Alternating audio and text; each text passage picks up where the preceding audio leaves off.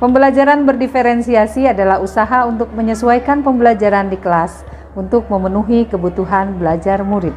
Penerapan pembelajaran berdiferensiasi diharapkan dapat memberikan kenyamanan dan perubahan pada proses serta hasil belajar. Hal itu terjadi karena para murid belajar atas kehendak dan kebutuhannya sendiri tanpa merasa dipaksakan.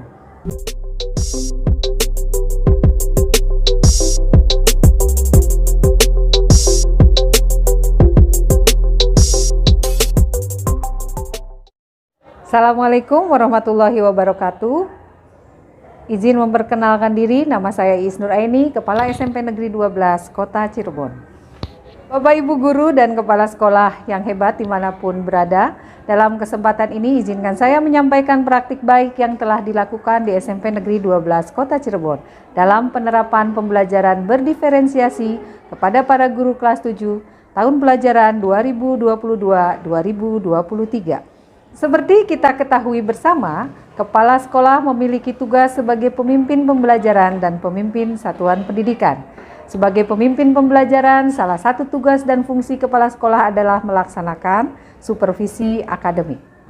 Supervisi akademik bertujuan untuk memastikan peningkatan kualitas pembelajaran melalui upaya perbaikan yang dilakukan secara bersama-sama.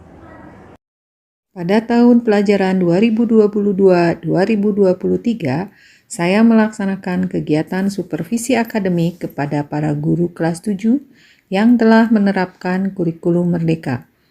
Namun dari hasil pengamatan, diperoleh gambaran bahwa para guru belum optimal menerapkan pembelajaran berdiferensiasi, baik dari sisi konten, proses, maupun produk pembelajaran.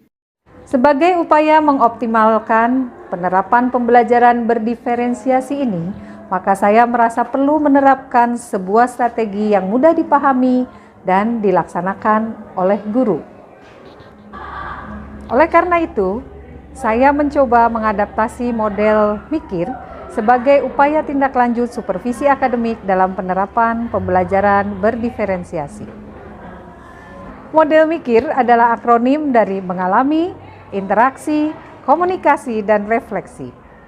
Sesuai dengan tahapan pertama model mikir, yaitu mengalami, maka saya melakukan proses identifikasi permasalahan serta tantangan atau hambatan dalam penerapannya. Pada tahapan ini, saya memberikan angket tentang pemahaman konsep dan penerapan pembelajaran berdiferensiasi untuk para guru. Hasil jawaban dari angket ini menunjukkan bahwa guru sudah memahami secara konsep, namun masih belum optimal dalam penerapan pembelajaran berdiferensiasi di kelas. Selain hasil angket tersebut, saya mengidentifikasi faktor lain yang menjadi penghambat penerapan praktik baik ini. Beberapa identifikasi adalah sebagai berikut. Masih rendahnya nilai capaian literasi dan numerasi siswa dalam raport satuan pendidikan. Hasil tes diagnostik kognitif, literasi dan numerasi dalam PMM berada pada level pemahaman dasar dan perlu intervensi khusus. Hasil rekomendasi tes diagnostik dari guru BK belum dimanfaatkan oleh guru mata pelajaran. Dan terbatasnya kompetensi guru dalam penggunaan teknologi informatika. Selanjutnya adalah langkah kedua, yaitu interaksi.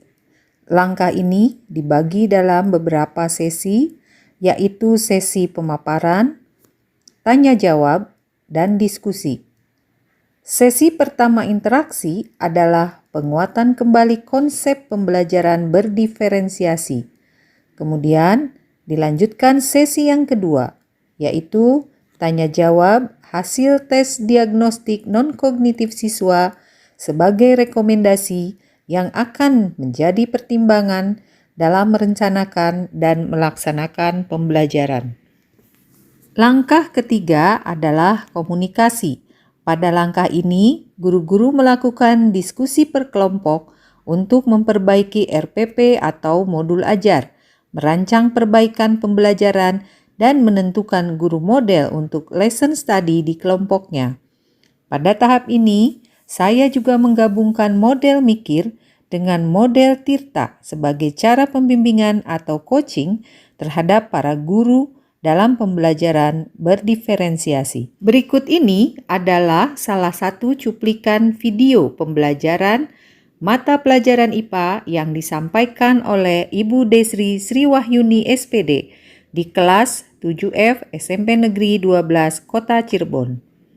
Ibu Desri akan mengajarkan materi pemisahan campuran atau filtrasi dengan menggunakan metode demonstrasi, diskusi, games, dan model siklus belajar 5E.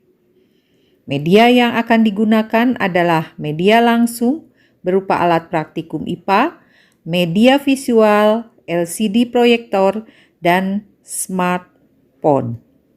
Selama pembelajaran berlangsung, anggota kelompok dan kepala sekolah ikut mengamati sebagai observer di kelas tersebut.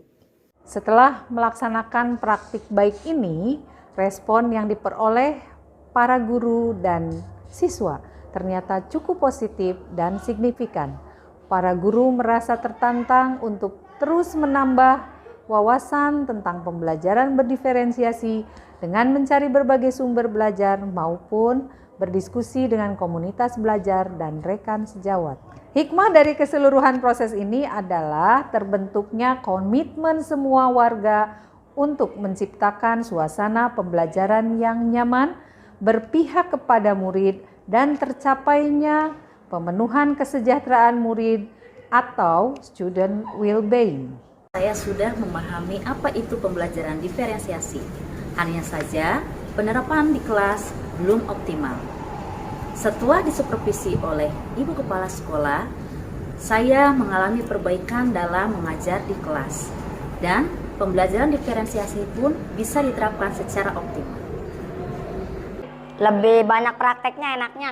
Kenapa? Karena Merasa seru.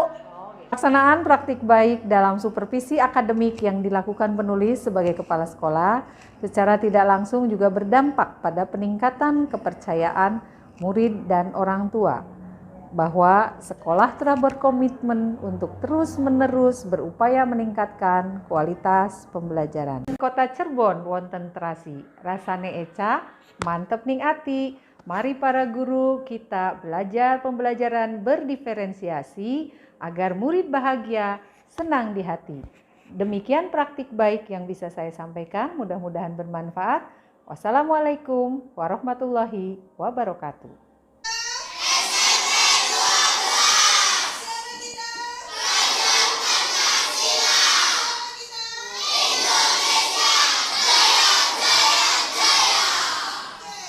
Indonesia